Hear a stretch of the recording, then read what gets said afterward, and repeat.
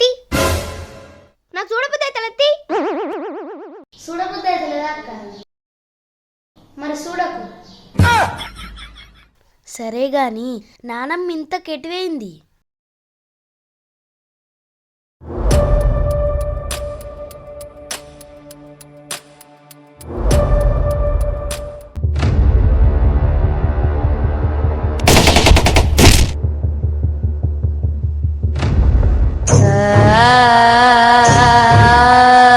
చేయిదీరా. నువ్వు ఫస్ట్ చేయి అక్క. నువ్వు తీరా ఫస్ట్, నేనెందుకు వేసిన చెయ్యి? అగో నేనెందుకు వేసినాక నువ్వు దీ ఫస్ట్ చెయ్యి.